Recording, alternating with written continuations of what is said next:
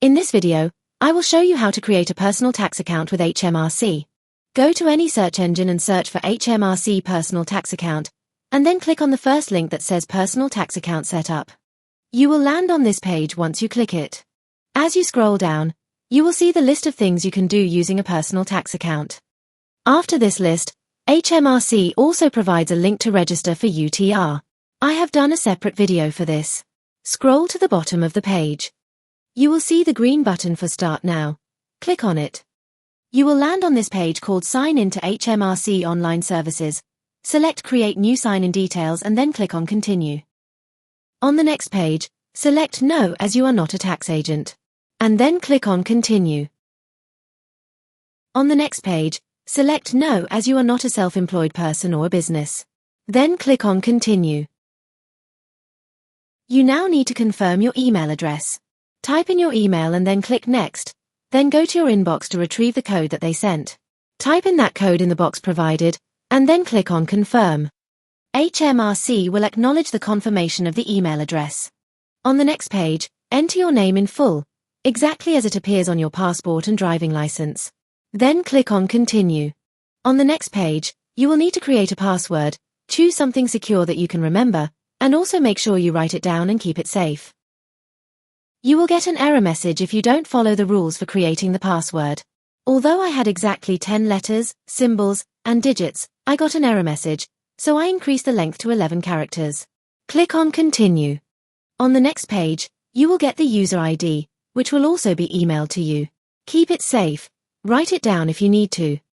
Click on Continue, and then Continue again, which will take you to the page to set up additional security. Here, select the preferred method that you want to receive the access code. I usually select the text message method.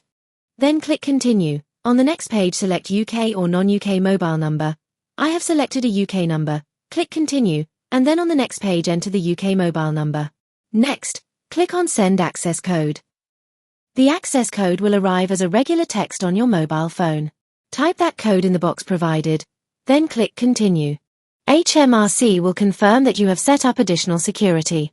You will need to enter the access code every time you log in. Click Continue. On the next page, HMRC will ask you to verify your identity. Click Continue. Enter your name and date of birth as asked. Make sure it matches your passport and other identification documents. Next, press Continue. Next, you will be asked for your national insurance number. If you don't have one as a UK citizen or resident, you will be asked to apply for one. Otherwise, your identity cannot be verified. In this demonstration, the individual has a national insurance number, which they will enter on the next page. Once you enter your national insurance number, click on Continue. On the next page, you will be given a list of documents that you will need at hand to verify your ID.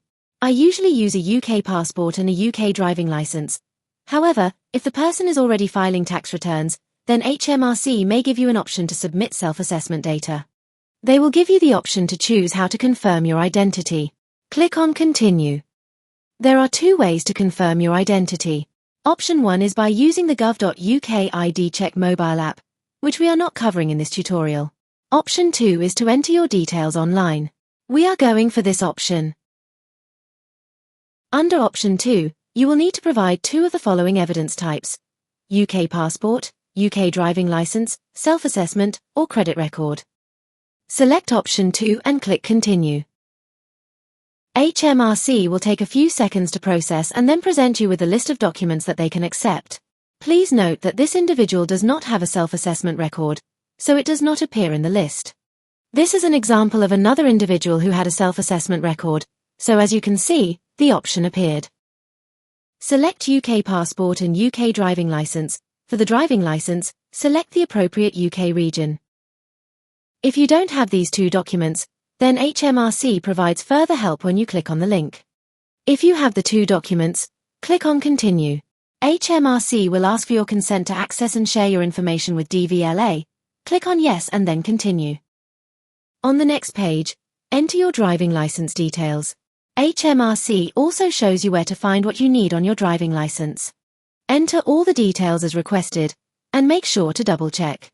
Then click Continue. Next, HMRC will ask for your consent to access and share your UK passport details. Click on Yes and then click on Continue. Your name on the passport must match the records HMRC already has for you. This would be from when you first got your national insurance number or employment details. The name may differ if you have recently changed your name. Here I have selected Yes, that both names match. HMRC gives detailed guidance on where to find the information that you need from your passport. Enter your details from the passport in the spaces provided. Double-check everything before you click on Continue. On the next page, HMRC will confirm if they have been able to confirm your identity.